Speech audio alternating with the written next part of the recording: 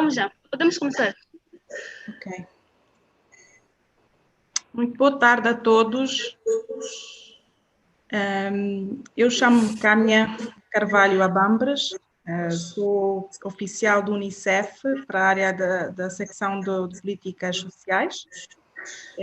Estou aqui a participar nesta conversa a convite da ADRA, que está a celebrar os seus 30 anos como organização. Portanto, foi um prazer receber o convite e também, de facto, ter a oportunidade para engajar ou estar engajada nesta conversa.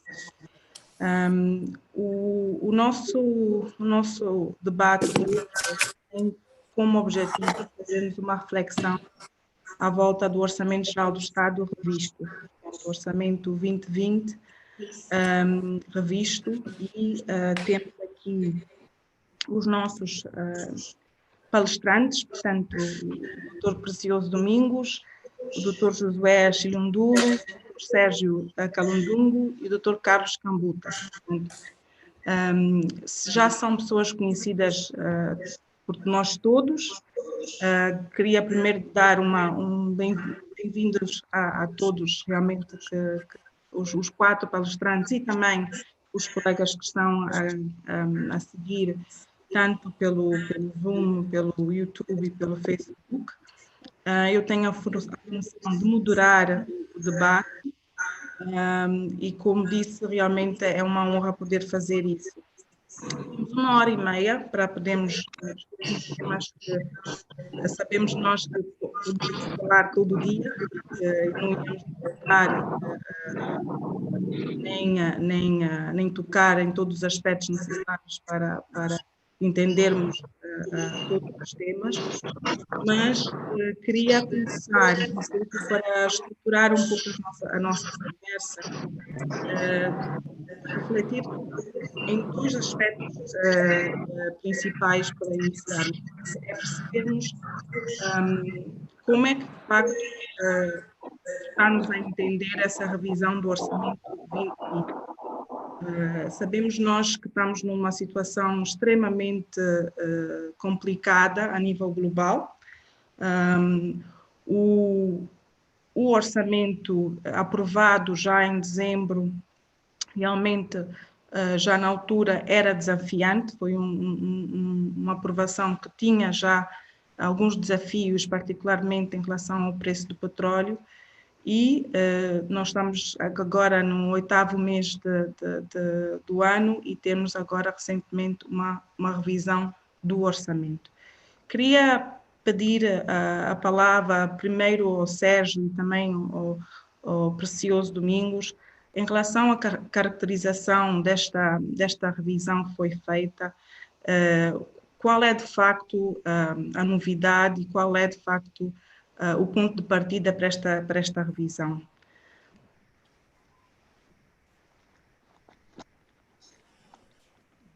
Não sei se começa o Precioso, talvez ele daria a visão mais macroeconômica, eu depois explicaria algumas coisas que mais me preocupam na característica que tínhamos antes do novo OGE.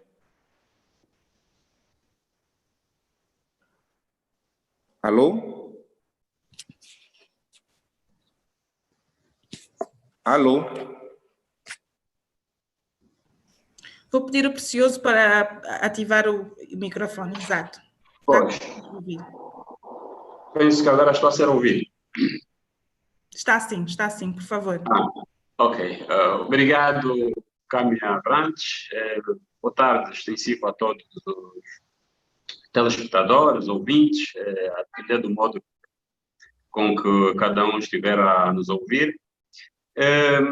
A proposta orçamental, bom, agora já novo orçamento, não é? Orçamento recentemente aprovado, 2020, decorreu do seguinte: conforme disse, e concordo, não é, a Câmia, na sua introdução, o que foi substituído, o orçamento que foi substituído, em si já era desafiante.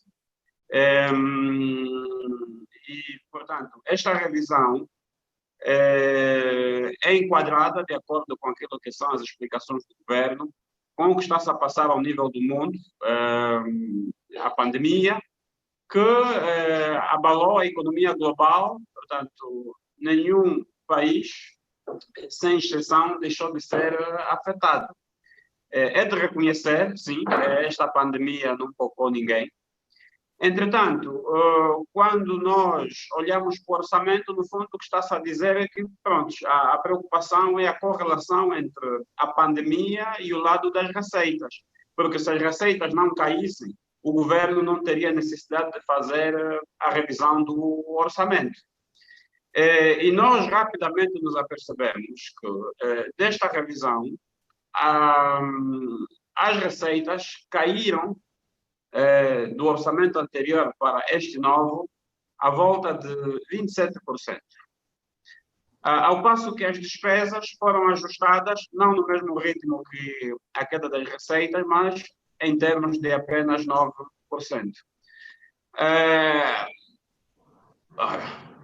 Será que esta queda das receitas é 100% atribuível à pandemia? Já disse que não é de descurar a pandemia, sim, senhor, afeta Angola, como também afeta todos os outros países a nível mundial, mas a minha percepção, a minha apreciação, a minha constatação é de que Angola é mais afetada do que seria se não continuasse a ter a dependência que até hoje tem em relação ao setor petrolífero. Prova disto é que, quando olhamos para a estrutura das receitas, não é? Para a estrutura das receitas, eu até fui conservador ao ter referido uma queda de pelo menos 27%, mas na verdade é 29%, quase 30%.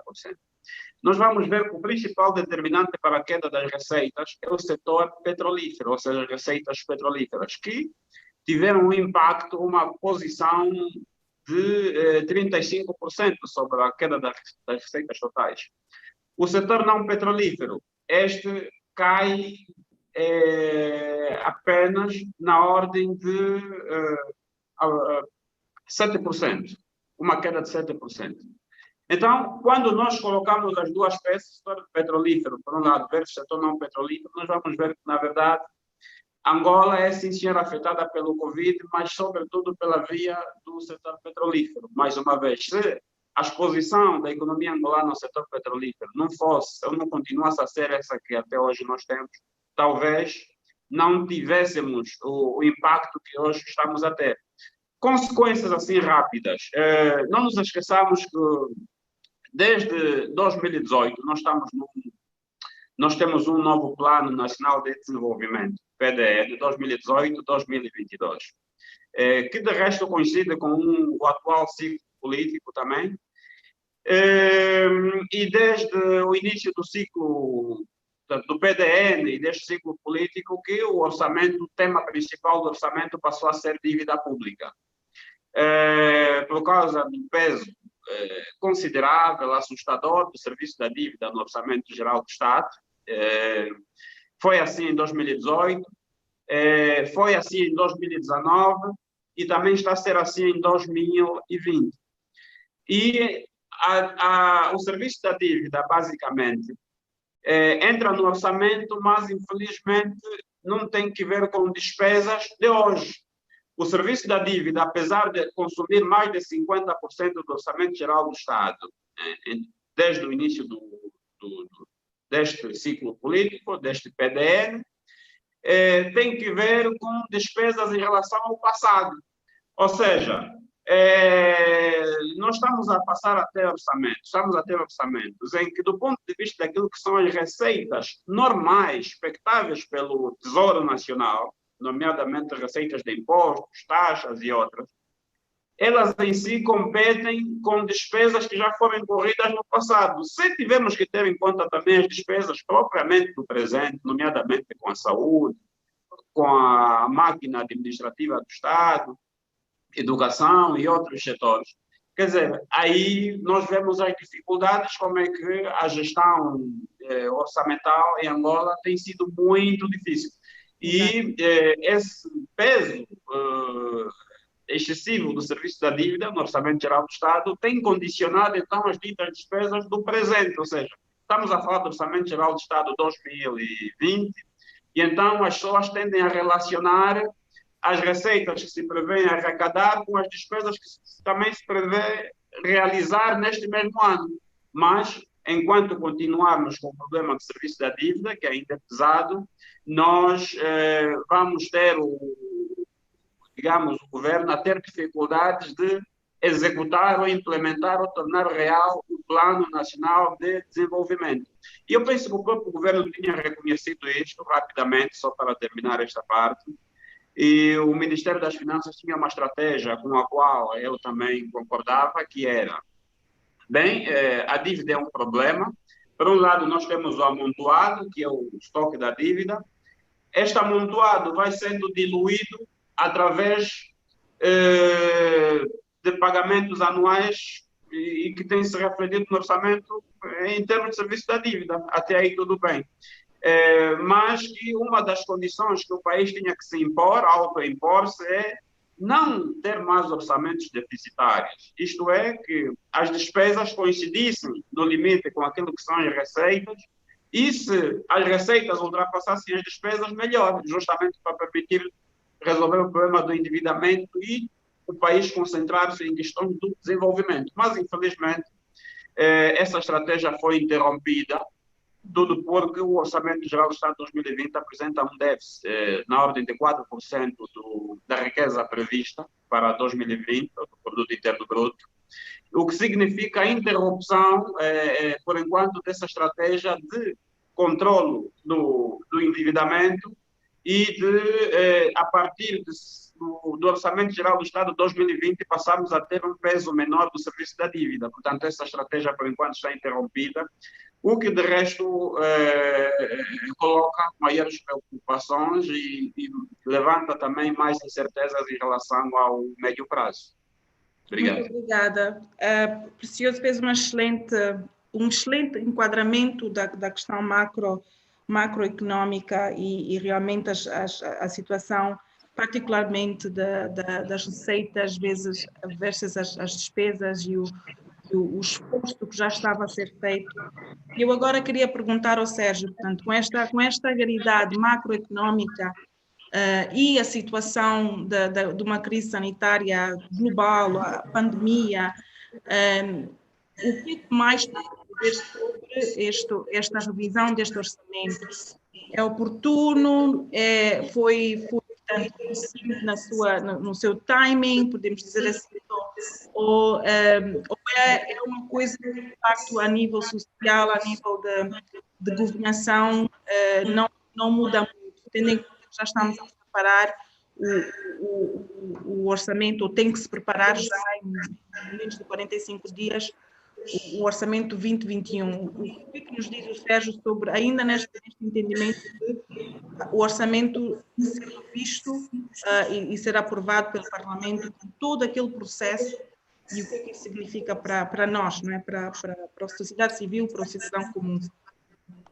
Bem, muito obrigada, Câmia. Também saudar a todas as pessoas que nos acompanham e também um abraço especial a todas as pessoas e membros da ADRA pelos seus 30 anos, né? Um país que tem 45 anos. Ter uma instituição com o nível da ADRA em 30 anos é muito um país que é relativamente novo nesse aspecto. Bom, respondendo à tua pergunta, o que é que mais eu noto quando se fala do debate sobre orçamento? A primeira questão é que nós temos tendência de colocar a tônica em dois aspectos. Dizem, o orçamento está a ser revisado. Primeiro, porque há uma queda no preço do barril do petróleo, que é o nosso principal produto de exportação. E depois surgiu o fenômeno da Covid. Mas, se repararmos em que contexto é feita esta revisão orçamental, eu diria que, provavelmente, mesmo que não houvesse o fenômeno da Covid-19, é bom recordarmos que os preços já tinham caído significativamente. De qualquer forma, seríamos obrigados a fazer esta revisão orçamental. Portanto, a Covid é algo que vem agravar a situação, mas eu tenho muitas dúvidas de se estamos a ser corretos quando apresentamos ela como um dos elementos que nos fazem revisar o orçamento. Agora, indo para qual era o contexto em que a Covid encontra o nosso país? Nós já éramos um país bastante desigual, mesmo antes de existir este fenômeno da Covid-19, mesmo antes de existirem os preços do barril de petróleo.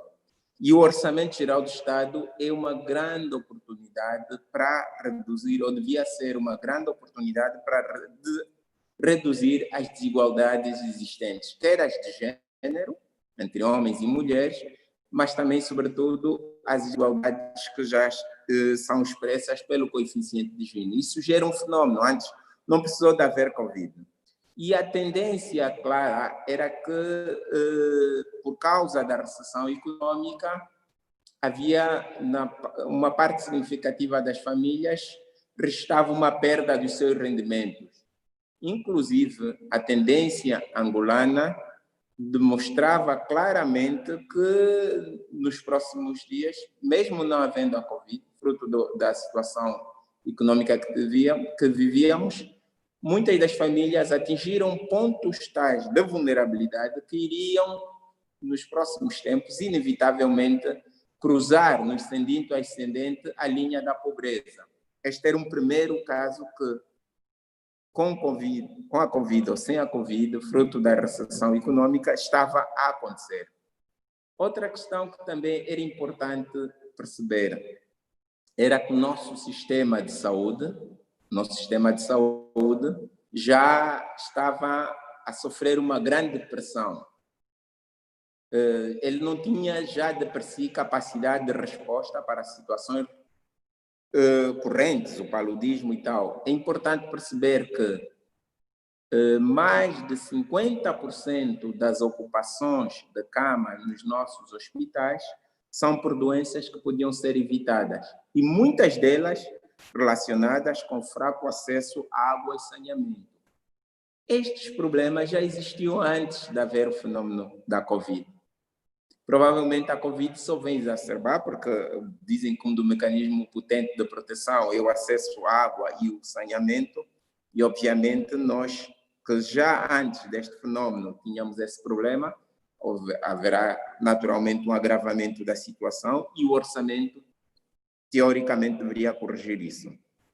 Há também um problema da fome. Nós sabemos que vem aí o tempo seco, que há regiões do país que foram no passado assoladas por uma seca, uma estiagem, como queremos pensar, e, sobretudo, também já era uma tendência, antes mesmo da revisão do orçamento, que a produção e o consumo de alimentos estavam a sofrer uma ruptura em algumas regiões do país. E, portanto, a pandemia só veio, e depois uma série de medidas que, naturalmente, as autoridades viram-se obrigadas a tomar, como as cercas sanitárias, até que ponto isto não vai afetar a circulação, o escoamento, não só da produção, mas dos fatores da produção e de outros incentivos que ajudariam as pessoas a produzirem. E, finalmente, temos um outro grande problema, que é, neste momento, o orçamento é feito numa altura em que muitos dizem, olha, as escolas estão fechadas.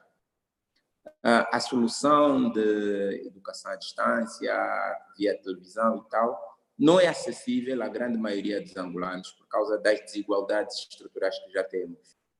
Os agregados mais pobres não têm condições de seguir a educação à distância e pensar que a maior parte da população angolana, que vai naquela faixa dos 0 aos 25 anos, está neste momento, muitos deles podendo ir à escola, ou no ensino primário, pré-primário, estão em casa, sem grandes alternativas do ponto de vista de educação. Mas isto pode-se implicar isso à pandemia, mas também, se calhar, não se olha para uma coisa que é a eficácia das nossas instituições, porque quer o Unicef, quer várias pessoas já tinham dito antigamente, desde há muito tempo, que o acesso à água, as condições de higiene, na maior parte das escolas, não existia. Já havia reivindicações dos próprios estudantes e também, sobretudo, da comunidade escolar, em muitos que as escolas não tinham nem sequer fundo de maneio para fazer manutenções pequenas, as limpezas e por aí fora. Portanto, nós somos apanhados, eu diria, num fogo cruzado entre que há Covid e há uma recessão econômica, e é neste âmbito que se tinha de fazer um orçamento que é, por sinal, o orçamento que nós vimos. Então, eu só gostaria de deixar também esta fotografia social, enfatizando a ideia de que, mais do que dizer que a Covid e a recessão econômica, eu penso que, claramente, que estes dois aspectos vão agravar a nossa situação, mas o país já vinha com outras mazelas, né? A pandemia é como aquela doença, é quando temos paludismo e ele incide sobre um corpo já desnutrido ou sobre alguém que já sofre de outras patologias. Logicamente, a nível de recuperação é maior, a exigência e o esforço que tem que ser feito vai ter que ser naturalmente maior. E este orçamento, eu tenho muitas dúvidas se foi feito com este pressuposto, porque enfatizou-se muito a ideia, não, só estamos a fazer um orçamento porque há Covid, porque há uma quebra nas nossas expectativas em relação à arrecadação de receitas vinda do petróleo. Não, é que o país tinha já outras mazelas e eu sempre pensei que talvez não era de todo mal aproveitar estes e os futuros exercícios do Orçamento Geral do Estado para tentar lidar com estas mazelas. Paro por aqui. Obrigada, Sérgio. Várias coisas e eu acho que queria passar a palavra agora também ao Carlos Cambuta e ao Josué Chico, um pouco para refletirmos nestes últimos pontos que o Sérgio levantou da realidade pré-Covid, não é? E até a realidade pré-crise do preço do petróleo. Em relação ao processo de orçamentação, particularmente em dois setores, começando agora pela questão da educação, que no contexto de Covid, a educação não pode ser entendida, ou o orçamento para a educação já não pode ser entendida no mesmo formato, porque nós temos aqui toda esta questão da biossegurança, as modalidades do ensino que têm que ser adaptadas, não sabemos quanto tempo é que vai durar, a implicação que teve para o setor da educação e como é que o Orçamento Geral do Estado vai falar sobre essa nova realidade a nível da educação. E depois também um ponto que o Sérgio levantou em relação à agricultura. Portanto, nós estamos neste momento numa situação em que há esta iniciativa de produzir mais, que os países têm que ser, se calhar a pandemia mostra que tem que haver algum autossustento interno, não é? E como é que nós, em termos dos investimentos feitos na agricultura e propostos neste orçamento, conseguimos fazer face a essa nova realidade, pandemia, portanto, necessidade de diversificar a economia, etc, etc. Passava a palavra primeiro ao Josué e depois ao Carlos. Bom, primeiro agradecer o convite e a oportunidade de estar aqui num período de reflexão da ADRA, a dar um contributo em torno do debate sobre o Orçamento Geral do Estado. Quando nós olhamos para o Orçamento Geral do Estado, circunscrito ao setor social, tem sido o apanágio remetermos o debate à conexão que existe entre a forma como o Estado angolano distribui os recursos, se quisermos, aloca os recursos para o setor social e as convenções internacionais que o Estado angolano assinou. Ou seja, grande parte dos momentos em que temos debate sobre o setor social e o Orçamento Geral do Estado é tendência natural relacionarmos, por exemplo, a percentagem que se destina à educação aquilo que são as convenções como de Dakar, que impõe 20% do orçamento para a educação. A nível da SADC, por exemplo, se propõe até 10%. E este é o debate. E por via disso, ignoramos pressupostos necessários e até evidentes para a nossa realidade objetiva. Por exemplo, quer o Sérgio, quer o Precioso, transmitiram a ideia de que a nossa realidade objetiva em relação à forma como fazemos gestão das finanças públicas e a forma como definimos as prioridades econômicas em Angola têm muito mais peso no contexto econômico a que estamos a viver do que a Covid.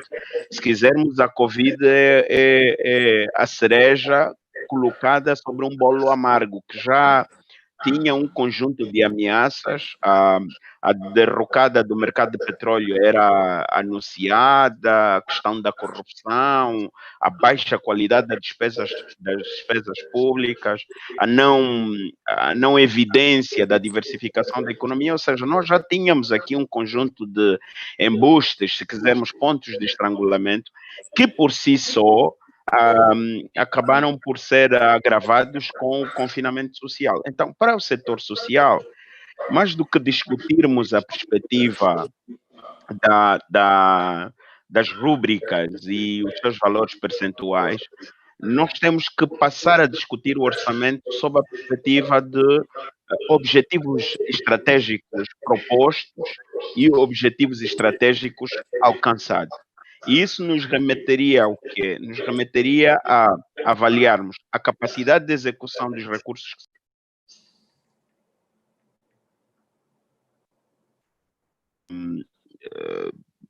dizia eu, para a saúde, para a educação, para os sistemas de proteção social e para os recursos que são destinados para a melhoria do ambiente de negócio.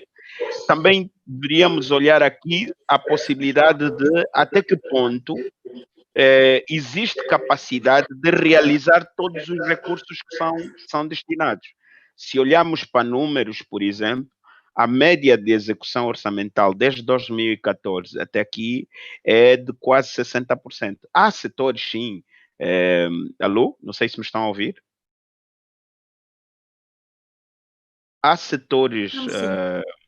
sim. Há setores da economia que têm níveis de execução orçamental de 80%, 90%, mas há setores, e principalmente aqueles que são conexos à vida prática, à vida real da cidadania, que têm níveis de execução abaixo dos 60%. Por um lado, porque há uma deficiente alocação de recursos, mas por outro lado, por incapacidade técnica das próprias unidades orçamentais em executar orçamentos. Nós temos, por exemplo, administrações municipais que têm níveis de execução orçamental que não passam dos 20% ao ano. Então, quando nós olhamos mais do que para o setor social, mais do que olharmos para os acréscimos significativos, quando espelhados esses acréscimos do ponto de vista prático, acabamos sempre por perceber que o grau de incidência do Orçamento Geral do Estado na melhoria dos indicadores sociais ainda é insignificante. Quero terminar, por exemplo, olhando para o setor da saúde e percebermos que, e porque o Sérgio falou da malária, reparem que, por exemplo, do valor destinado para o setor da saúde, 70% é para a saúde pública. No entanto, programas como o da malária, que é uma das principais causas de morte, têm recursos quase que insignificantes para aquilo que é a dinâmica necessária para o controle da malária. Vamos olhar para questões de saúde, os recursos, ou seja, para a questão da pandemia, os recursos para o setor aumentaram, mas depois, quando olhamos para o setor, o setor da distribuição de água potável, nós conseguimos observar que os recursos para a água potável, para a distribuição da água potável, reduziram significativamente.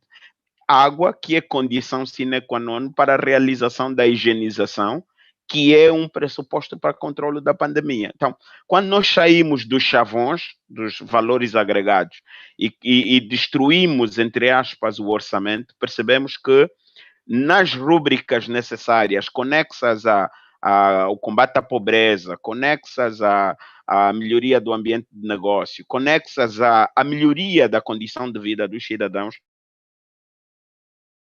estas rúbricas continuam a ter poucos recursos e continuam a não fazer parte das prioridades. Por último mesmo, temos a questão, também ainda conexa à qualidade das despesas públicas, temos a questão do endividamento, que é dos pressupostos mais graves da nossa situação econômica. E o nosso endividamento continua a se agravar exatamente porque desde o momento em que a economia começou a contrair, antes mesmo da recessão econômica, não foram tomadas medidas capazes de influenciar a diminuição do impacto da crise. Ou seja, em 2014 nós tínhamos um nível de endividamento inferior a 40%, tínhamos reservas líquidas acima de 30 mil milhões de dólares, o setor empresarial ainda tinha alguma robustez para lidar com reforma, etc., e nada foi tomado para que se compensasse essa vantagem econômica.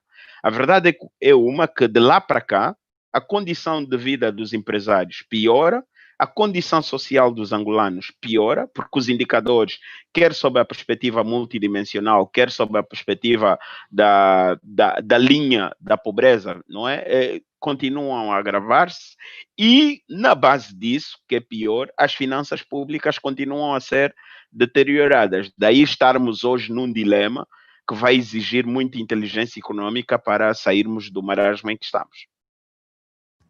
Muito obrigada. Muito interessante, muitos pontos, e vamos voltar a alguns que eu apontei aqui, mas vou passar primeiro ao Carlos, para poder fazer aí também já a questão do enquadramento à volta dos setores sociais também. Por favor. Muito obrigado, Cámia.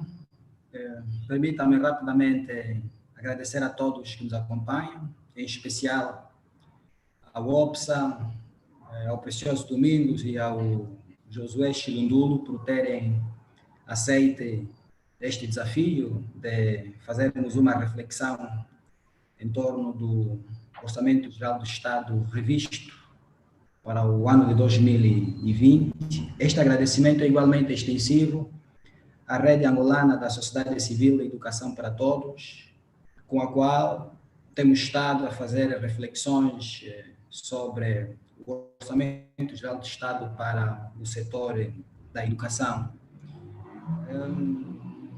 Em jeito introdutório, vou dividir a minha intervenção em dois momentos, começando com um olhar ao orçamento alocado para o setor da educação.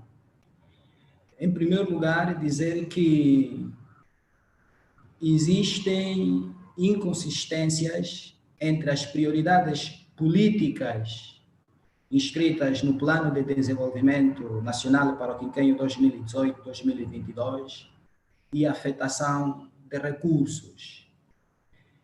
Estas inconsistências preocupam-nos muito porque, em outras palavras, significam contraditório entre o discurso político e o Orçamento Geral do Estado. Como sabemos, o Orçamento Geral do Estado é a peça fundamental que orienta toda a ação governativa. Desde logo, o que é dito, ainda que seja excelente, desde que não venha suficientemente explicitado no Orçamento Geral do Estado, não tem nenhum peso absoluto. Isto preocupa-nos muito por esta razão que nós estamos a invocar. E um aspecto que o Plano de Desenvolvimento sublinha com muita atenção é a necessidade de descentralizar os serviços públicos, é a necessidade de acelerar o processo da descentralização.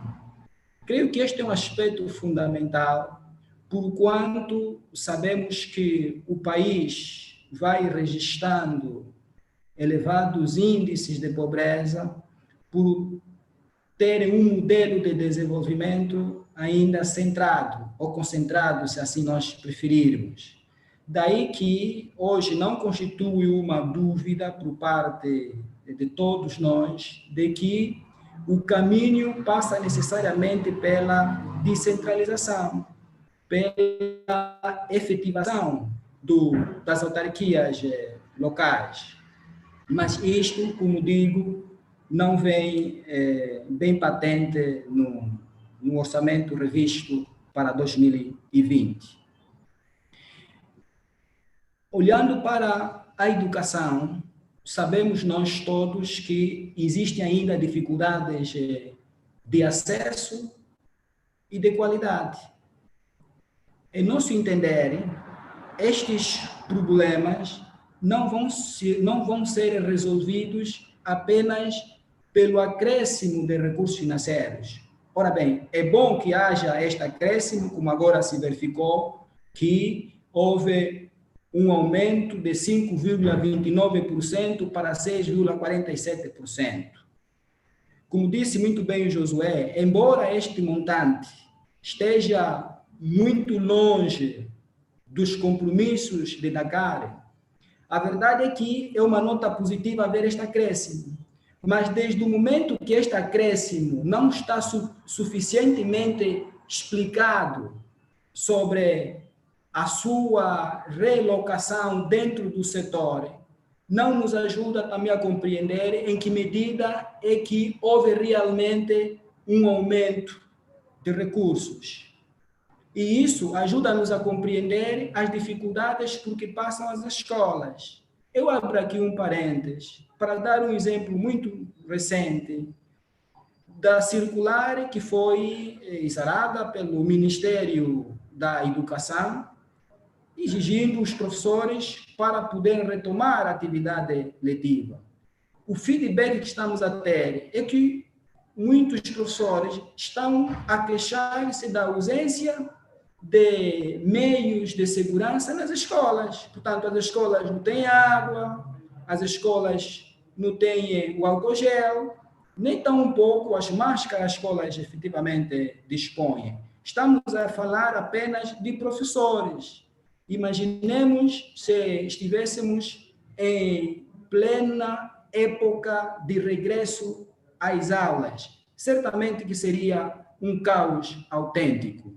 E quando digo nós, refiro-me à ADRA, mas também à Rede Angolana da Sociedade Civil de Educação para Todos, para a qual somos membros, temos estado a refletir na necessidade de forma gradual, procurar tornar as escolas em unidades orçamentais.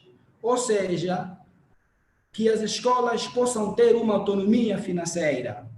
Refiro-me àquelas escolas que certamente oferecem condições de gestão. Isto iria permitir, em tempo de Covid-19, mesmo até em tempo de pós-Covid-19, as escolas poderem desenvolver projetos educativos e dar resposta a isso. Porque se continuarem a serem cada vez mais dependentes das direções municipais, certamente que as escolas continuarão a ter dificuldades e viveremos momentos bastante conturbados com o regresso às aulas. Termos uma ideia, hoje as escolas, para terem acesso até às folhas para a realização das provas, têm de solicitar às direções municipais de educação, que muitas vezes não têm, e até é bastante humilhante. Portanto, é importante aprofundar o diálogo sobre a necessidade de termos as escolas com uma certa autonomia financeira. Um outro aspecto que não podemos deixar de sublinhar tem que ver com aquilo que eu já disse antes, que é a afetação de recursos para os diferentes subsistemas de educação.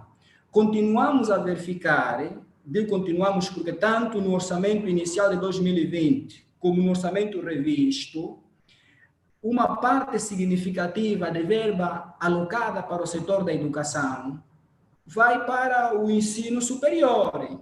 Bom, é preciso chamar a atenção de que, quando falamos desse aspecto, não estamos a dizer que o ensino superior não merece a atenção que tem. Só estamos a chamar a atenção que é contraditório investir mais no ensino superior e menos no ensino de base. E aqui, ensino de base, estamos nos referindo exatamente do pré-escolar e do ensino primário, que são alicerces de todo o processo de ensino e de aprendizagem.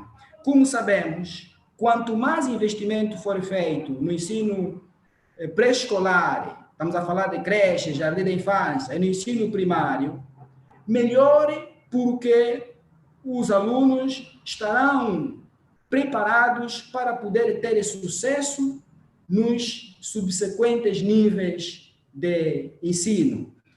Sua Excelência, Sr. Presidente da República, disse recentemente que temos de melhorar a qualidade de ensino, qualidade de educação no país. Isto significa que temos de apostar na base. E essa aposta na base não pode ser apenas teórica, é preciso que esta ideia esteja plasmada no orçamento geral do Estado. Uma outra questão que não podemos nos esquecer, ainda sobre a educação, é olharmos para a educação de adultos, é olharmos concretamente para a questão da alfabetização. Se nós olharmos para este orçamento revisto, vamos constatar que quase não existe uma importância atribuída à questão da alfabetização. Aliás, notemos que em tempo da Covid-19, a alfabetização, estou a me referir à alfabetização de adultos, está completamente parada, quando seria um veículo, um instrumento fundamental para poder disseminar a informação e, por via dos alfabetizandos, assegurar que a informação sobre medidas de prevenção à Covid-19 possa chegar às mais famílias. Isto não está suficientemente explicado. E devo recordar que o Ministério da Educação, no que diz respeito à questão da alfabetização, tem uma dívida elevada, uma dívida excessiva com os alfabetizadores. Os alfabetizadores andam à espera. Portanto, devia ser contemplado recursos para que esta dívida seja sanada e assegurar o processo normal. Entrando para a questão da agricultura, quando perguntou sobre a diversificação da economia, exato, sabemos todos nós que, no contexto da Angola, não temos como pensar a diversificação da economia sem um investimento forte, substancial e crucial no setor da agricultura. Sem sombras de dúvidas, associar também aqui a indústria transformadora nacional. Nós conhecemos os problemas da agricultura. Há dias eu tive acesso a um e-mail da professora Cisaltina, a quem saúdo, porque sei que está nos acompanhar, e quando estávamos a refletir sobre a necessidade de revitalizarmos as conferências da sociedade civil, a professora Tina Abreu dizia uma coisa muito importante. Note que a época agrícola vai começar em breve. Estamos a falar que vai começar no mês de setembro. Mas até o momento o país ainda não tem as sementes. Quando nessa altura já devíamos ter as sementes, significa dizer que aquele velho problema de arrancar o ano agrícola sem sementes vai voltar a acontecer este ano. Portanto, isto aqui não é um problema de planificação. Isto é um problema que tem que ver com a pouca atenção atribuída ao setor da agricultura. É verdade que nesse orçamento revisto houve um aumento de 1,3% para 1,91%, dá cerca de 250 milhões de kwanzas. É algum valor substancial, sem sombras de dúvidas, quando comparamos o orçamento de 2019, aí houve este avanço, mas a preocupação assenta no facto de que o próprio orçamento não ajuda a compreender para onde é que este recurso vai ser aplicado, nem nos ajuda a compreender sobre a modalidade da agricultura que vai se implementar. há um discurso político acentuado, bonito, de que a aposta é na agricultura familiar. Com efeito, foi elaborado o plano integrado para a aceleração da agricultura e pescas familiares, muito bem. Há uma redução do IVA para 5% para insumos agrícolas, muito bem. Mas isso tudo nós não conseguimos ver no orçamento. Então, nos perguntamos de que modo é que este aumento vai efetivamente contribuir para alavancar o setor agrário. Uma outra nota que não podemos esquecer, já para terminar, tem a ver com o facto de que... pedir para resumir este último ponto muito rapidamente para darmos outra ronda. Isso significa dizer que temos... Faz favor. Faz favor. Rapidamente, em relação ao setor da agricultura, o problema maior que se coloca é que nós não temos um plano estratégico de desenvolvimento agrário. O que existe são políticas paliativas. Então, isso não vai nos ajudar a definir metas a curto, médio e longo prazo para podermos desenvolver o setor agrário. Isto é crucial porque só tendo este plano de desenvolvimento agrário é que vai nos ajudar a ir para frente. O Ministério da Agricultura, em 2009, 2010, implementou, entre aspas, aquilo que se chamou de Estratégia Nacional de Segurança Alimentar e Nutricional, mas os resultados estão aonde? Portanto, aqui a recomendação é não só pensar no aumento, mais do que pensar no aumento, temos de pensar sobre a existência de um plano de desenvolvimento da agricultura que nos possa servir de instrumento de orientação para podermos mobilizar recursos e assegurar que esses recursos sejam implementados com eficácia e eficiência que se impõe. Obrigadíssima, Carlos. Estamos com muitas questões assim no ar e agora precisamos de trazer elas para um bocadinho para baixo. E eu vou colocar o desafio ao Precioso e ao Sérgio para refletirem um bocadinho sobre este último ponto que tanto o Josué e o Carlos alertaram, que não é só uma questão do aumento das cifras. Não é só uma questão do aumento das cifras, é para onde elas vão, para que política é que elas servem, como é que ela de facto é implementada. Tivemos aqui um excelente exemplo em relação à educação, à problemática das finanças públicas. Portanto, o orçamento é realmente um importante marco, não é? É um instrumento fundamental, mas ele também levanta uma série de outras questões. E eu queria perguntar ao Precioso, em relação à situação que expôs no início dos desafios macroeconómicos, sabemos que o PND e o PDN tiveram a sua revisão agora recentemente, portanto, nós estamos, em princípio, com um exercício de orçamento-programa, portanto, o plano de médio prazo fala diretamente para o orçamento. Temos as prioridades bem definidas, estamos a fazer esse acompanhamento de uma forma satisfatória. Lanço esse repto e queria pedir que, se calhar, cada uma das intervenções focasse em 2 ou 3 pontos essenciais em relação às prioridades. Imaginando que o Precioso amanhã senta no Ministério das Finanças, é o decisor, como é que iria priorizar? E o Sérgio também pense já, se estivesse na cadeira lá na Mutamba, nas Ministérios das Finanças, como é que iria priorizar em função do contexto que estamos a viver? Pois, obrigado, Camilo. Pois, por um lado, quer dizer, pede que sejamos telegráficos, mas por outro lado está a colocar questões muito complexas, né? Enfim, mas rapidamente, é importante este ponto sobre o PDR, porque de facto a bandeira que está a ser agora lançada é de que a partir de 2021 o Orçamento Geral do Estado, em vez de ter essa perspectiva global, um saco geral para despesas, vai passar a ser feito com base num conjunto de programas que são parte do PDR. O problema que se coloca em relação a isto, para já eu acho que sim, é salutar que assim seja, porque se nós olhamos ou aliamos o orçamento a programas concretos, é muito mais fácil depois a sociedade civil até monitorar o orçamento geral do Estado, porque nós conseguimos ver qual é o custo efetivo para cada um dos programas, qual é a comparação internacional em termos de custos. Enfim, é muito mais fácil avaliar se é muito mais frutífero, não é?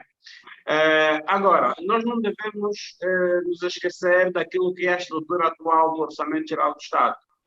É que se nós olharmos numa perspectiva do Orçamento Geral do Estado por função atualmente, nós vamos ver que, ok, o serviço da dívida atualmente está a representar a volta de 56% do Orçamento Geral do Estado, não é?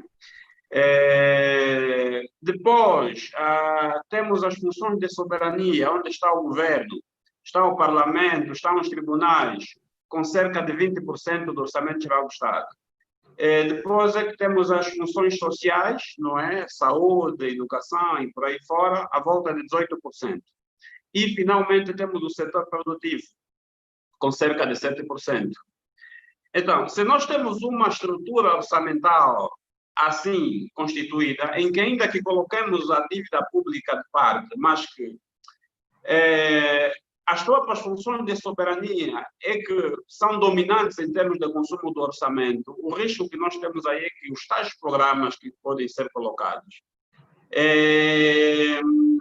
vão ser predominados, ou seja, eu não sei que programas nós vamos ter que estar a exibir ali, ou seja, fazer orçamento por programa num contexto em que a estrutura central, a estrutura governamental é muito grande, o que claramente nos vem dizer que o peso com o salário da função pública é muito grande e o peso do Estado em realizar despesas com bens correntes também é muito significativo. Então, resta pouco para programas propriamente de desenvolvimento, porque, por exemplo, a agricultura está nos ditas funções econômicas ou função produtiva, que tem um peso de apenas 7%. Quer dizer, desculpa insistir. Entendendo essa complexidade, na sua perspectiva, prioridades, em função de onde nós estamos hoje, estamos em agosto de 2020, temos essa pandemia, temos a crise, portanto, do preço do petróleo. Prioridades, como é que poderia dizer, portanto, para si a prioridade máxima seriam, imaginemos, 2 ou 3 programas que realmente, para um orçamento revisto e para o momento que estamos a viver, deveriam ter ou o mesmo nível de orçamento ou mais. Portanto, pensando um bocadinho no concreto, vou-lhe desafiar dessa forma. Ora, vamos lá ver, em termos de programas, para já teríamos que falar de programas ao nível de infraestruturas, não é? Vamos lá ver. Câmbia, eu até, em vez de passarmos por uma perspectiva muito de planificação central, qual é o programa, qual é o setor que deveria receber mais aposta. Quer dizer, para mim é muito simples. É o Estado, no fundo, reduzir o custo com o pessoal, é o Estado reduzir o custo com bens para fazer manutenção do próprio aparato onde fica a massa salarial, que é muito grande, as folhas salariais são muito grandes. Quer dizer, no fundo, o que eu estou a dizer é que nós, no fundo, temos um orçamento geral do Estado que não serve o cidadão, não serve as empresas. Nós temos um orçamento geral do Estado que, em primeiro lugar, acaba dando, digamos, definindo salários para os ditos servidores públicos. Quer dizer, a lógica tem que ser primeiramente invertida. temos que fazer com que os servidores públicos não sejam os maiores consumidores do próprio Orçamento Geral do Estado. Nós temos uma situação de autofagia. E então, para que isto ocorra, é necessário que reduzamos primeiro despesa com salários e despesas com bens e serviços.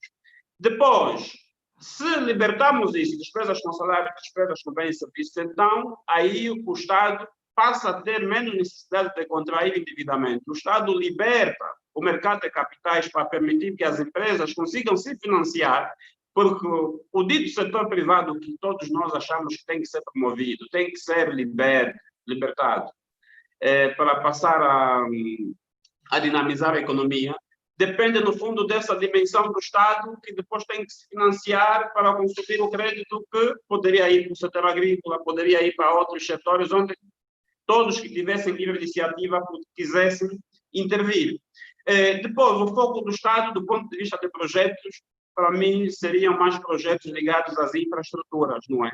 E aí depois poderíamos ver que infraestruturas, há várias, ao nível de estradas, ao nível de energia, ver se podíamos fazer diferente do que aquilo que até aqui nós vimos fazendo, não é? Ou seja, não fazer infraestruturas como forma de certas elites terem acesso ao dinheiro público, mas fazermos infraestruturas de formas a potencializarmos as possibilidades de empresários ao nível agrícola e ao nível de outros setores conseguirem ter sucesso.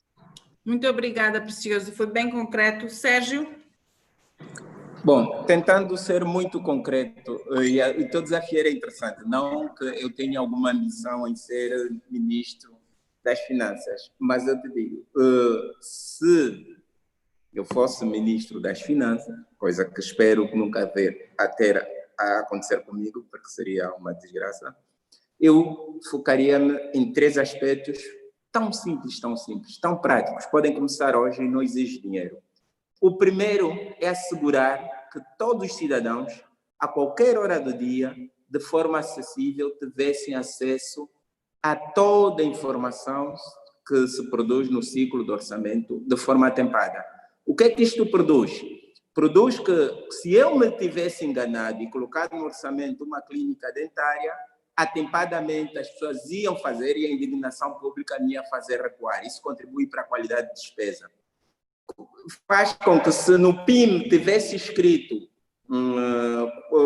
balneários públicos numa zona em que as pessoas não consideram isso uma prioridade, a indignação ia ajudar muito. Então, colocar toda a informação faria com que o velho debate de aumenta mais dinheiro para a educação, para a saúde, estaria a transformar no debate sobre a credibilidade do orçamento. Por que a educação não consegue gastar ou só gasta até 75% da quantidade de dinheiro que tem? Ou seja, se as pessoas tivessem acesso à informação, se as pessoas soubessem muito mais, seriam mais contributivas. Primeira medida. A segunda medida, participação dos cidadãos. Aumenta os espaços de participação. Nós vimos o Precioso a dar ideias valiosas que não é por ser ministro que eu tenho que saber, o Josué, o Carlos Cambuta, ou seja, se no processo de elaborar o Orçamento Geral do Estado, eu criar mecanismos de que na comuna, na aldeia, isto é feito com intensa participação dos cidadãos, o orçamento já não seria só o orçamento do Executivo, seria o orçamento que o Executivo apresenta fruto daquilo que são as aspirações dos cidadãos. Ou seja, eu teria aí a oportunidade de que, se voltasse a cometer erros, meios transparentes de fazer as pessoas participarem, não só na elaboração do processo, durante a execução do orçamento, se mais cidadãos pudessem participar na fiscalização, no acompanhamento, eu não ia só depender ou do Tribunal de Contas, ou dos parlamentares, ou dos técnicos do Ministério das Finanças, ou dos órgãos de controle interno das várias instituições. Eu teria aqui um aliado potencial, que é o cidadão. O utente do serviço seria um grande fiscalizador. Essa é a segunda. E a terceira, mecanismos de controle e fiscalização. Uma fiscalização que não olha só para os procedimentos, mas olha o impacto. Eu escrevi no Orçamento Geral do Estado de um dado ano um aeroporto em Dalatando. Alguém tem que me dizer quantos aviões aterraram, se isso faz sentido. eu equipei o aeroporto da Catumbela dizendo que este aeroporto seria internacional, dessas valências, e que eu saiba, não há nenhum voo. Eu teria que estar permanentemente atento a ouvir essa fiscalização. O que está acontecendo com o aeroporto do Cuituquanaval ou com o aeroporto internacional do Luau? Ou seja, a qualidade da despesa eu iria captar através desse tipo. Então, 3 coisas, Câmia, muito práticas: transparência, participação e fiscalização. E não me falem de quantidade de dinheiro para fazer isto, porque temos vontades, e às vezes as vontades superam a quantidade de recursos. Isso eram as 3 coisas concretas. O resto, que é de conteúdo pormenor, naturalmente iria surgir, porque acredito, somos 30 milhões de angolanos e 10 em cada 10 angolanos gostariam de ver o recurso público bem utilizado. Portanto, os vários atores iriam contribuir com a discussão de conteúdo de como isto se concretiza na prática. Perfeito, Sérgio. E constrói muito em cima do que o Precioso também realçou, que nós estamos a falar não de programas, de focar um ou outro programa, mas focar o processo, não é? O que está-se a debater aqui é o processo. E eu vou colocar ao Carlos e ao Josué, Josué, a questão seguinte: olhando para um orçamento visto que vai ter a sua vigência para os próximos 5 meses, não é? Estamos já a finalizar aqui o ano, praticamente 4 meses, e tendo em conta essas observações, o que é que se pode começar a fazer agora para que um pouco as lições e as partilhas e as recomendações que estão a sair daqui, e o Josué também já realçou que isto não é uma questão de hoje, que temos de estar a construir em cima, portanto, a questão do valor não é tão importante, mas é a busca para um processo e uma alocação que não olhe só para a orçamentação, mas a sua execução, e disse muito bem várias vezes, a questão não é só ter o orçamento, é a sua execução.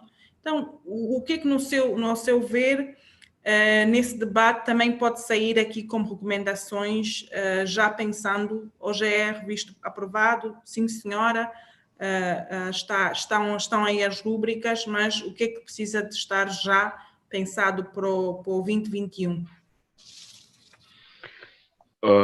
Bom, Câmia, aquilo que tem sido a minha percepção é que as revisões dos orçamentos até há bem pouco tempo eram revisões que se circunscreviam-se mais sob a perspectiva contabilística. Como todas as despesas realizadas pelo Estado têm de estar previstas no orçamento sob pena de se violar a lei orçamental, então as revisões orçamentais eram uma forma de se validar o caixa 2, como dizem os brasileiros, né? Despesas dispersas, não previstas no orçamento, e se quisermos, dito de outra forma, mais sob a perspectiva positiva, é que a Covid tem estado a criar espaços para uma discussão exatamente mais profunda sobre determinados pontos que durante muito tempo serviram de pontos de estrangulamento para a economia nacional. Uma delas é essa questão do Orçamento Geral do Estado. Não me lembro, o OPSA e a ADRA fazem observações sobre o orçamento há muito tempo, o OPSA, a ADRA e o Unicef e o Mosaico fazem observações sobre educação e saúde, só que esse debate era muito fechado, era pouco exteriorizado. E hoje, quando nós olhamos para as escolas sem água, sem casa de banho, quando nós discutimos o orçamento, já conseguimos perceber uma certa qualidade na discussão. O que é que isso pode produzir de positivo para o próximo ano ou para os próximos orçamentos? É exatamente a necessidade de, e aqui valorizando o que o Sérgio e o Precioso disseram, é o alargamento da participação. Eu até diria mais, a participação, a transparência e a fiscalização são condicionantes do sucesso da reforma de Estado. A Camila perguntou, quais seriam as prioridades? A prioridade é exatamente esta. Seria um contrassenso quem está a nos assistir dizer assim, mas a prioridade, os senhores que estão a abordar não deveriam considerar prioridade a designação de recursos mais para a saúde, para a educação e etc. Não, é que os recursos destinados para a saúde e para a educação ou até para a economia até podem ser reduzidos. Mas se eles forem efetivos, se eles cumprirem a sua função econômica, política, jurídica e até social, eles acabarão por produzir resultados de sucesso. Agora, destinar apenas grandes recursos para estes setores, sem que este outro lado, o lado da reforma do Estado, com o alargamento da participação, com a descentralização dos centros de tomada de decisão, com o aumento da fiscalização, nós vamos continuar a ter dinheiro para o setor da saúde, mas destinado para comprar o medicamento que é vendido na porta do hospital. Nós vamos continuar a ter dinheiro para a educação, que é para comprar carteira que vai ser roubada, que é para comprar a ambulância que vai ser roubada. Então, a estrutura de fiscalização vai permitir que pequenos recursos produzam grandes resultados. Eu vou dar só aqui um exemplo da Serralhoa. A Serralhoa destina 30% do seu orçamento para a educação, mas, no entanto, a nível do ranking do IDH, é o quinto pior país do mundo. E exatamente por causa de quê? Porque o simbolismo contabilístico não reflete o simbolismo real da condição de vida dos cidadãos. E o Estado angolano tem aqui uma oportunidade para, mais do que discutir números, discutir a qualidade de como administra estes números. Por isso é que eu acho que aí é a solução básica. Vou dar mais um exemplo. Aumentou-se os recursos para o setor da agricultura e das pescas, mas, no entanto, saiu agora uma estatística do Instituto Nacional de Estatística que demonstra que o PIB do setor das pescas está num nível de degradação terrível. A pergunta que nós faríamos seria: como é possível que o setor das pescas, que não exige tecnologias produtivas avançadas, é mar e peixe, é apenas a questão da arte de pescar, não é? E acaba por ser um setor que está a sofrer prejuízos. Não há Covid no mar. Então, o que está por detrás disso? É exatamente a excessiva institucionalização do setor da agricultura e das pescas. Os famosos anos agrícolas. Os anos agrícolas são, entre aspas, mecanismos formais de drenagem das finanças públicas.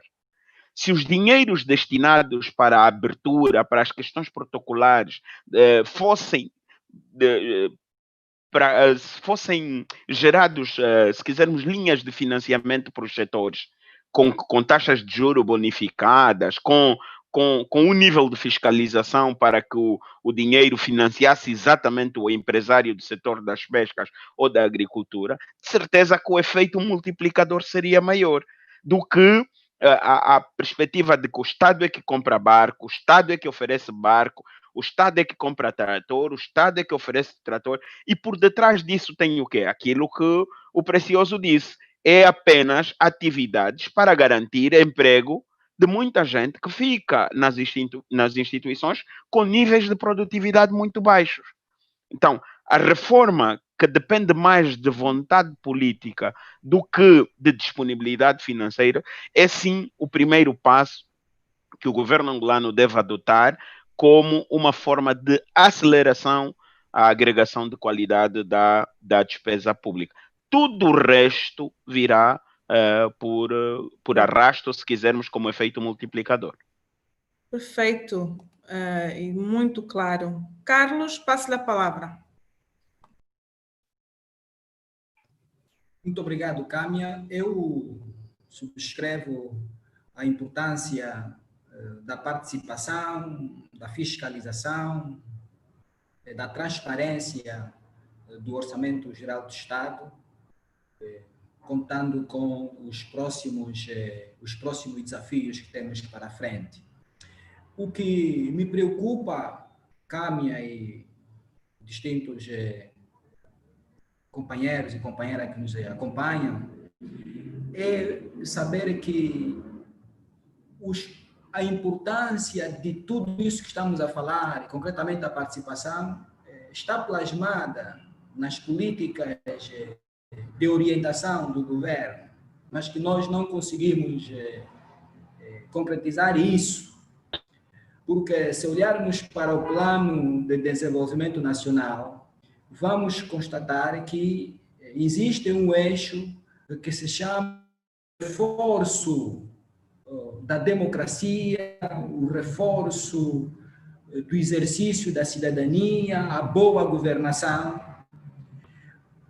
E não é possível falarmos da boa governação sem efetivamente pensarmos na participação, na transparência, na fiscalização. Tudo isso está lá contemplado.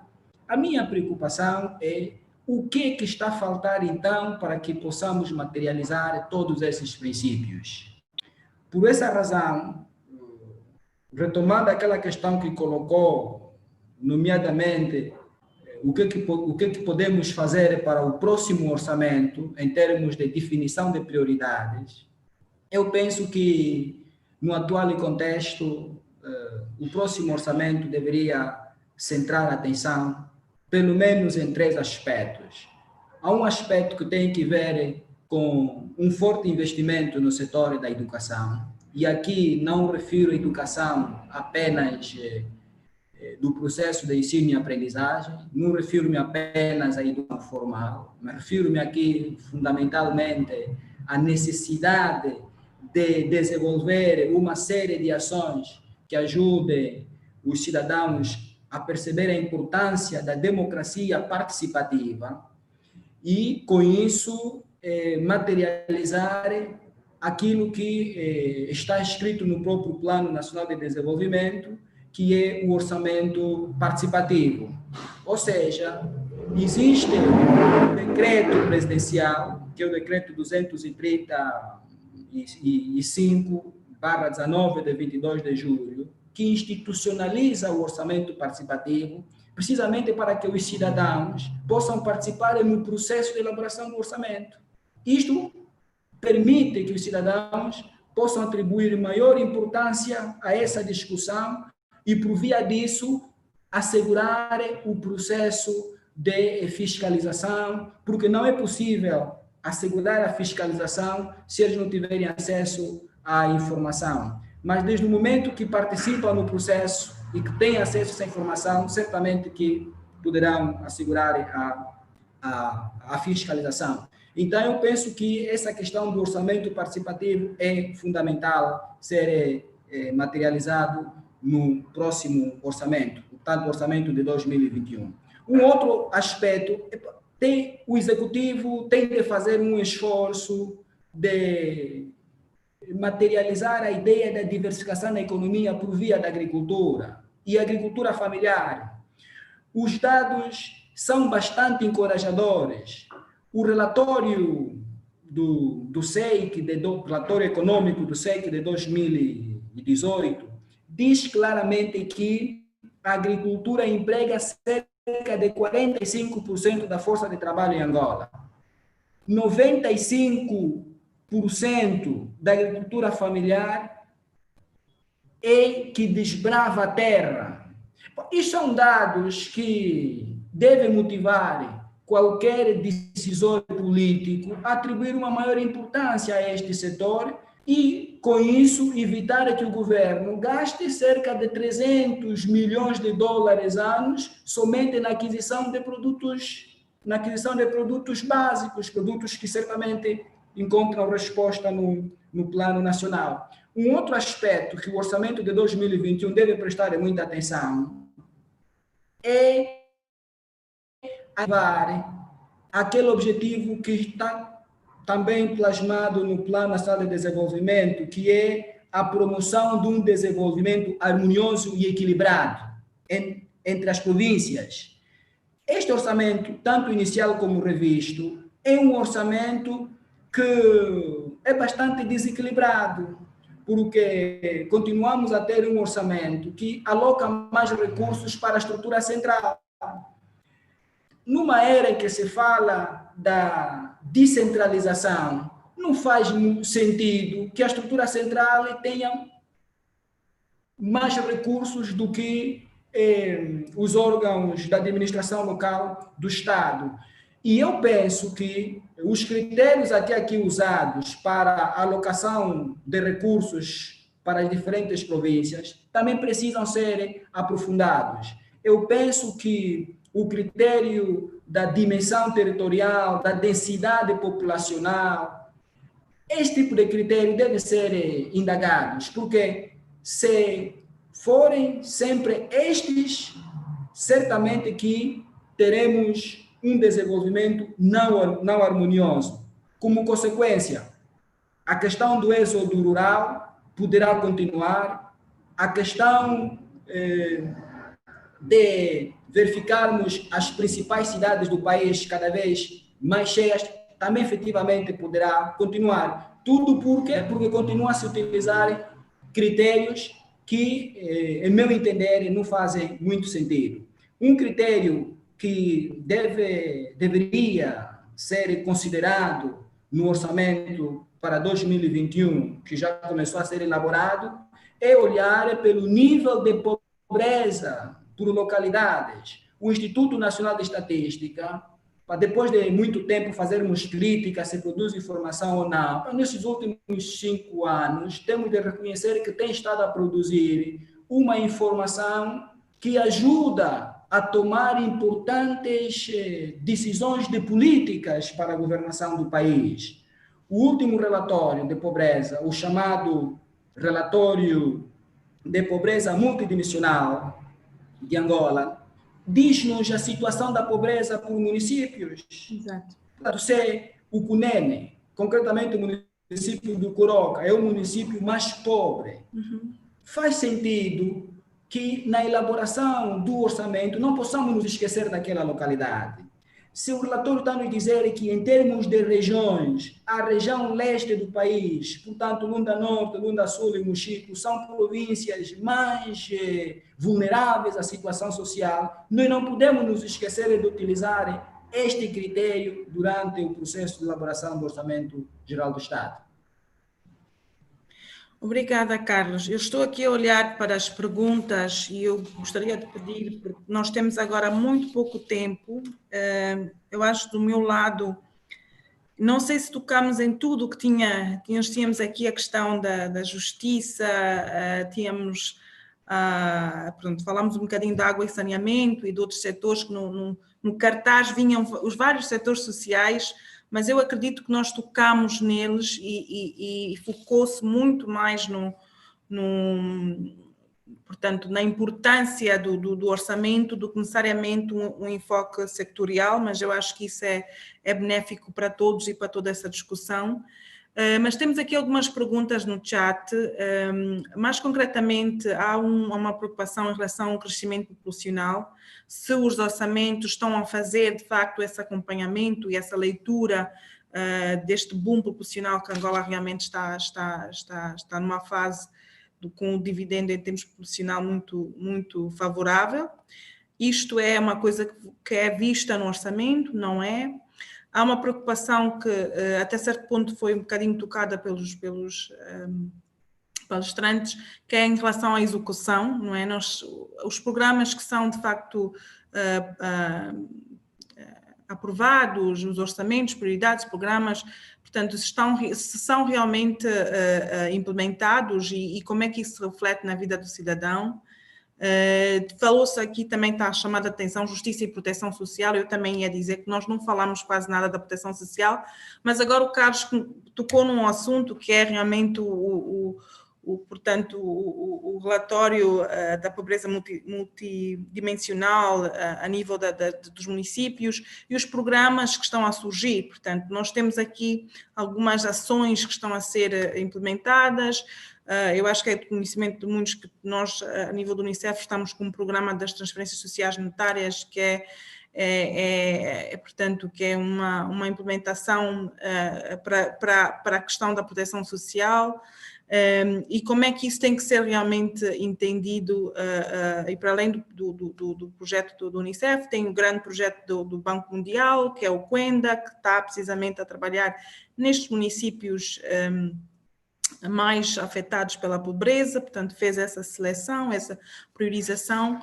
O que é que nós podemos responder e se calhar deixava em aberto para qualquer um intervir enquanto temos ainda alguns minutos, e darem só uma olhada também ao chat, se há alguma outra questão que eu não consegui captar, se pudessem também tocar, eu agradecia.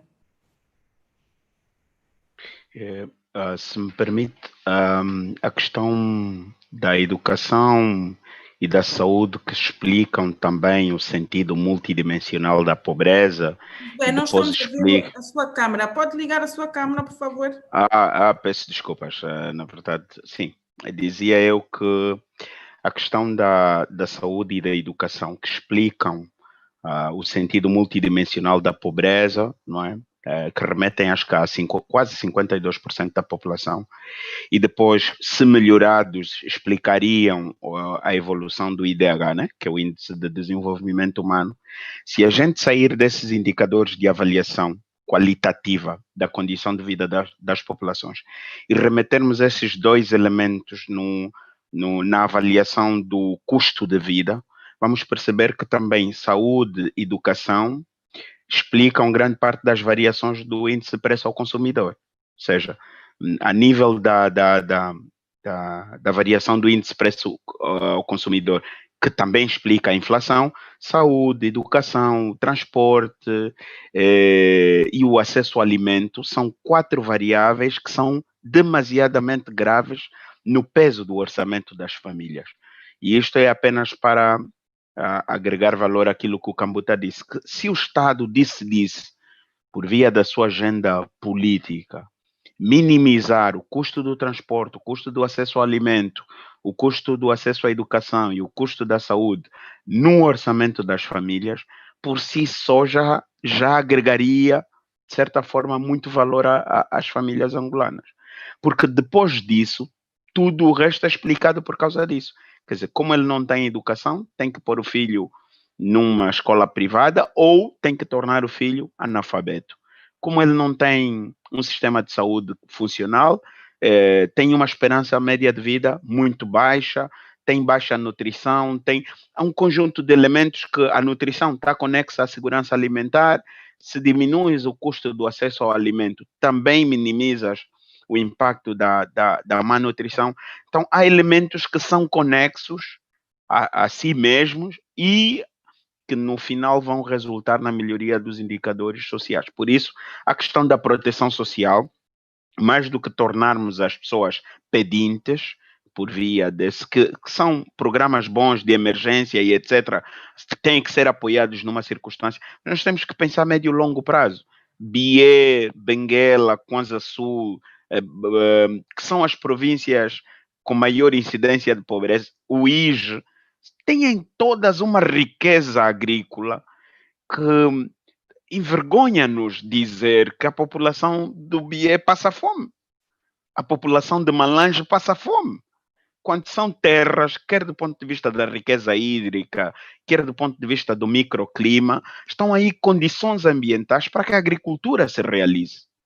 Então, é mais uma questão de definição de prioridades e uma agenda que inclui exatamente as verdadeiras demandas locais, para que os recursos locais sejam devidamente aproveitados. Muito obrigada, Josué. Não sei, Sérgio, Precioso, Carlos, em relação às perguntas colocadas, uma última em relação à dívida pública, se ela de facto é real e como é que a sociedade civil pode ou não averiguar e confirmar. Portanto, estão a surgir perguntas que agradecemos o apoio. Com relação, eu não vou entrar, eu tenho assim três ideias e para não deixar de lado essa sobre a dívida. É importante que a sociedade esteja atenta. Não sou eu quem digo. Há alguns anos, eu creio que era a secretária de Estado, veio a público dizer que uma boa parte da dívida não era real. E depois temos no Parlamento um grupo parlamentar, ainda que não seja o maioritário, a dizer que devíamos fazer uma auditoria à dívida pública. Isso de si, enquanto cidadão, contribuinte, e aquela pessoa preocupada com as futuras gerações que vão pagar essa dívida, devo dizer que me coloca muito pouco conforto saber que a forma como nós estamos a lidar com a dívida. Foi alguém do executivo que disse que tinha sérias dúvidas sobre aquela dívida e que não era real, havia que averiguar.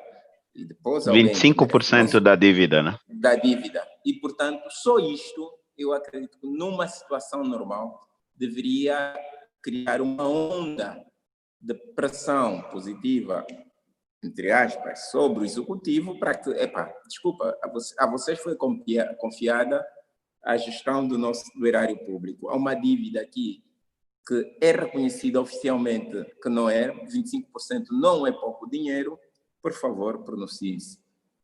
Esta era a correlação à dívida. Mas depois há uma série de perguntas e eu vou tentar resumir algumas coisas que fizeram.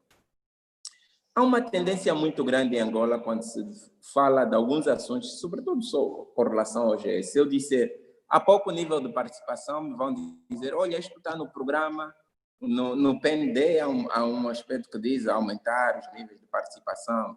Olha, existe um decreto executivo que fala dos orçamentos participativos.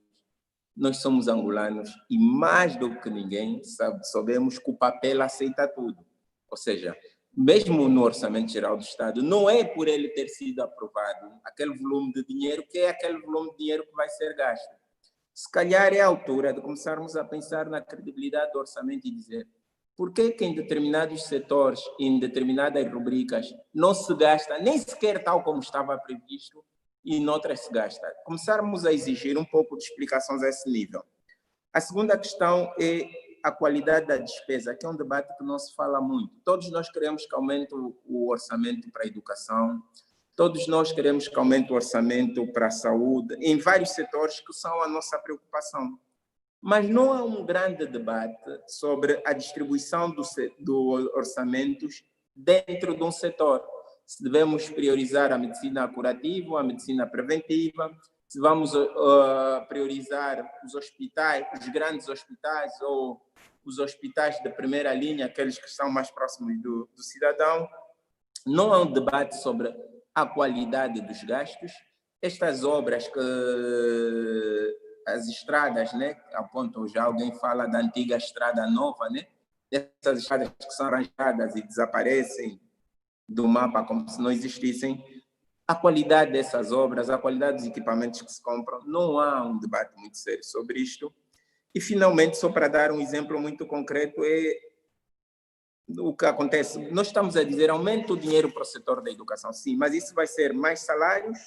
Ou qual é a percentagem da verba para cada um desses setores que vai para salários versus que vai para benefícios direto do utente? Quanto é que vai para infraestruturas? Quanto é que estamos a pôr em salários? Quanto é que estamos a pôr em tempos da Covid-19 em condições de biossegurança? Ou seja, muitas das vezes isto não é muito claro e, portanto, eu acredito que era a altura de fazermos, em linguagem informática, eles gostam muito do termo upgrade, uma atualização da nossa narrativa a nível dos debates sobre isto. E, finalmente, para dizer um dos grandes problemas que o país enferma quando se vai fazer orçamentos, e acredito que podemos corrigir também no orçamento de 2021. Eu acredito que de que depende uma boa decisão ou um bom serviço público? Primeiro, depende de dados, ou seja, quem decide tem que ter dados. Há alguns, felizmente, a nível do Instituto Nacional de Estatística, que está a fazer algum esforço. Há alguns que nos podem dar a sociedade civil e outros atores, mas os dados por si só não falam. É preciso que esses dados sejam analisados para se tornarem informação. E quando são informações não é suficiente, é importante que ela seja debatida, refletida para gerar conhecimento. E só depois de ser conhecimento é que deveria alimentar os processos de tomada de decisão. E nesta cadeia, eu acredito que a gente a tomar decisões importantes sem dados, sem debate, sem diálogo. Mas isso não basta. Depois da decisão, implementação é uma coisa que nunca se faz em Angola, é a avaliação dos processos.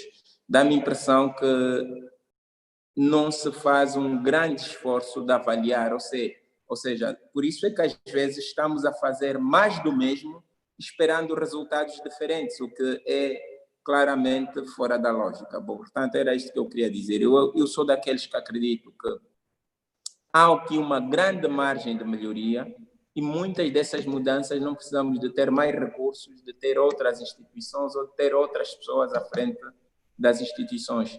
Precisamos de vontade política para começar hoje aquilo que devíamos ter começado ontem. Perfeito. Precioso, está com o microfone desligado. Ora bem, penso que agora estou a ser ouvido, certo? Pois, eu gostaria de chamar a atenção à questão da população. E eu penso também que a sociedade civil deveria passar a prestar alguma atenção em relação a isto e tomar posições, se possível, porque está mais do que claro que o governo perdeu, digamos, o controle da pressão democrática. Nesse momento não está a aguentar a pressão democrática. Porque nós temos que aliar, se quisermos controlar ou reduzir a pobreza, é necessário que consigamos garantir que os meios de subsistência da população cresçam a um ritmo superior à própria natalidade, não é? Ao próprio aumento da população. A população continua a crescer a um ritmo superior a 3% ao ano. A educação e a saúde são surpreendidos em média anual, né, com 900 novas crianças que precisam desses sistemas, quer de saúde, quer de educação, ao passo que a riqueza gerada em Angola vem diminuindo ano após ano. Quer dizer, a taxa de crescimento econômico tem estado à esquerda de zero há vários anos, não é? Prova disso é que o produto interno bruto, ou seja, a riqueza que a economia tem capacidade de gerar anualmente, saiu dos 100 e tal mil milhões de dólares ano, e para 2020 a minha estimativa é de 50 milhões a mil milhões de dólares, ou seja, conseguimos destruir 3 economias como a moçambicana, por exemplo. E então há aqui problemas muito sérios em relação à população. Ora, se a riqueza não cresce e a população é muito alta, o que é que vamos fazer então? O que é que a sociedade civil pensa? O que é que o governo pensa? Vamos arranjar medidas de controle da população? Porque só há duas fórmulas. Ou somos agressivos em políticas que têm impacto sobre o crescimento ou aumento da riqueza, multiplicação da riqueza, e aí temos estado a ver a deficiência ou a incapacidade, não tem estado a ocorrer. Ou então travamos a população, adotando medidas de controle da mesma. Porque nem o sistema de saúde está a resistir, nem o sistema da educação, por isso o analfabetismo vai aumentando, a pobreza vai aumentando, isso é linear. E mais, a própria estrutura da população não é pró-desenvolvimento. O rácio de dependência em Angola é grande. O que é isso?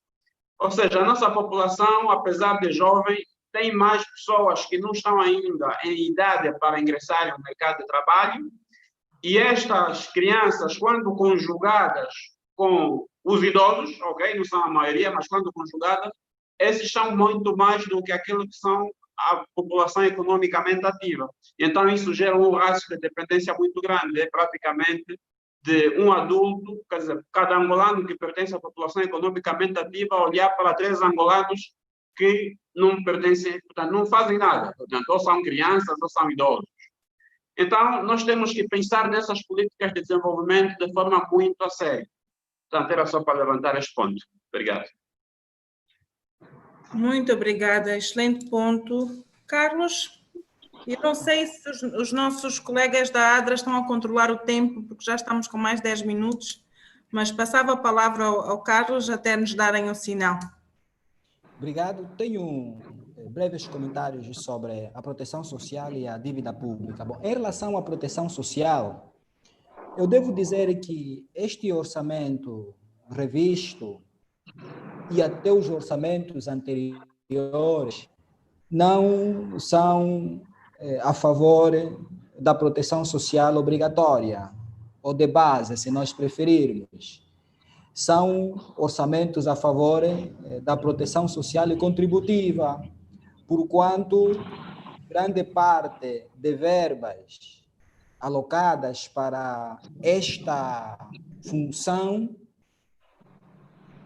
é destinada para este tipo de proteção social.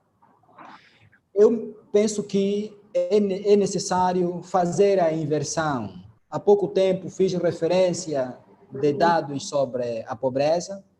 É verdade que esses dados foram tornados públicos antes da Covid-19. Certamente que o quadro hoje é mais pior, o que significa dizer que há toda uma necessidade de reforçar a ação da proteção social. Conforme falamos, muitas pessoas estão sendo despedidas ou estão tendo seus contratos suspensos porque as empresas estão a fechar. O que significa dizer que a necessidade de reforçar a ação social é maior. Portanto, é uma ação que não tem muita atenção no orçamento e há toda uma necessidade de haver uma maior atenção. E maior atenção não me refiro apenas na injeção de mais recursos para a proteção social de base. Refiro-me, sobretudo, na necessidade de haver uma maior articulação entre os diferentes programas públicos. Por exemplo, está em curso o Quenda. O Quenda não se resume apenas na transferência dos 8.500 kwanzas, mas é preciso que este Quenda esteja articulado com outros programas. Por exemplo, a questão que se coloca é: existe uma relação entre o Quenda e o programa da alfabetização e a aceleração escolar? Aí é onde o Quenda existem círculos de alfabetização, no sentido de que haja esta complementaridade, ou seja, os beneficiários recebem este montante e este montante é reforçado com uma ação cívica, uma ação de participação na vida pública, uma ação de utilizar da melhor maneira possível este recurso. Então, estes projetos que estão aparecendo são sim importantes, mas se não estiverem articulados de forma simultânea com a implementação de outros projetos, nós estaremos na presença de iniciativas falidas. E é isso que nós temos de evitar. Eu costumo dizer que no passado foram cometidos muitos erros no domínio da implementação de políticas públicas. Estes erros aconteceram e temos de evitá-los. Aí a importância da avaliação de políticas de que o Sérgio fez referência. Portanto, houve avaliações, existem, a academia faz alguma coisa nesse sentido. É importante utilizar essas lições para corrigir o processo de implementação das políticas. No domínio da dívida pública, esta é uma questão séria. O programa Quenda de que fiz referência, como é do conhecimento público, tem um montante avaliado em 420 milhões de dólares. 320 é o financiamento do Banco Mundial. Este não é um financiamento sem retorno, não é um empréstimo. O que significa dizer que temos de utilizar melhor este empréstimo no sentido de isso não vir custar vidas difíceis às próximas gerações. Então, há toda uma necessidade, no caso da dívida pública, sendo ela um assunto, sendo ela uma questão séria, haver iniciativas independentes para fazer a monitoria, até mesmo para trazer uma informação independente que ajude os cidadãos a emitir uma opinião mais informada.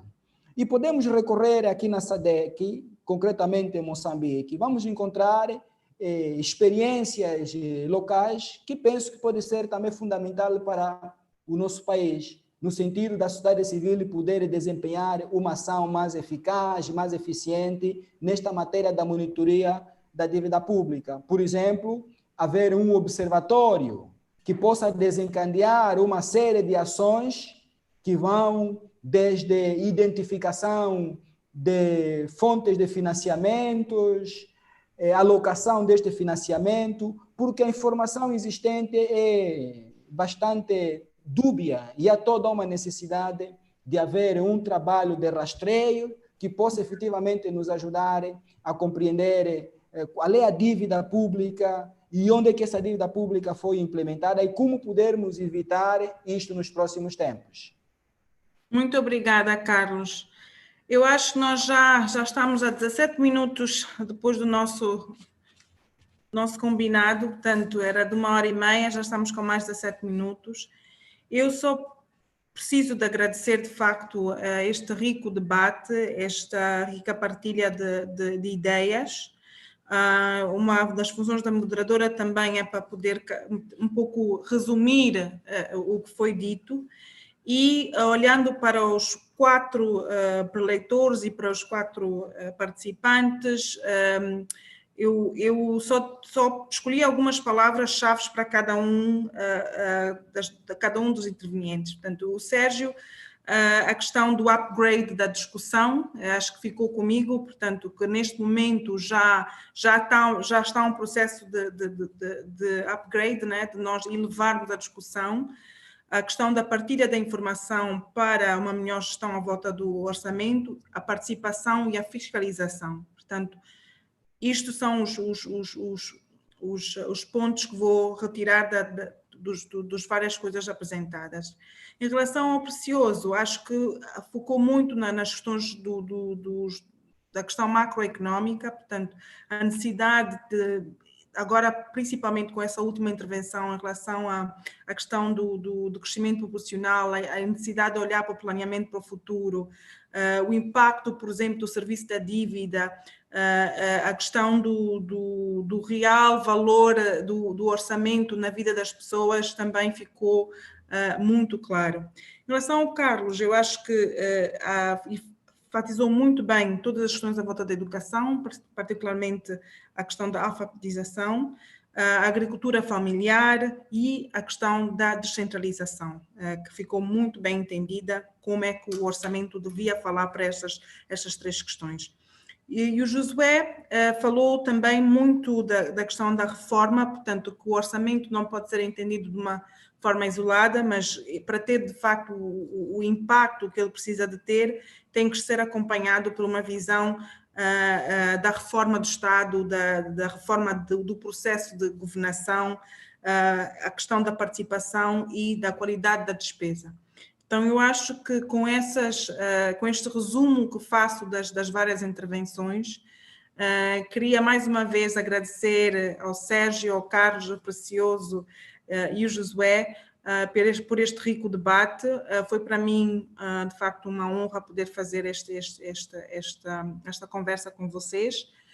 Mais uma vez, parabéns à ADRA pelos seus 30 anos de trabalho. E continuaremos aqui para apoiar em futuras discussões. E estamos juntos e até a próxima.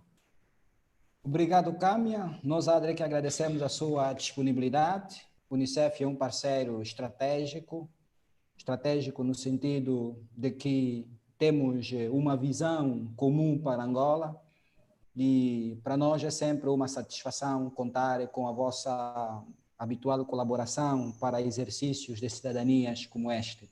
Uma vez mais, obrigado a si, ao Precioso Domingos, ao Sérgio Calundungo, pela colaboração. Obrigado extensivo à Rede Angolana da Sociedade Civil de Educação para Todos, que entenderam realizarmos em conjunto este evento e que também mobilizaram pessoas para poderem se juntarem. Eu vejo aí o Vítor Barbosa, o Altino, a Margarida, entre outros companheiros de luta pela promoção, defesa e aprofundamento do direito à educação em Angola. Muito obrigado mesmo por todos, por este exercício de cidadania, e queremos contar convosco no futuro. Obrigado. Obrigada a nós. Muito obrigado. Obrigado, felicidades e até a próxima.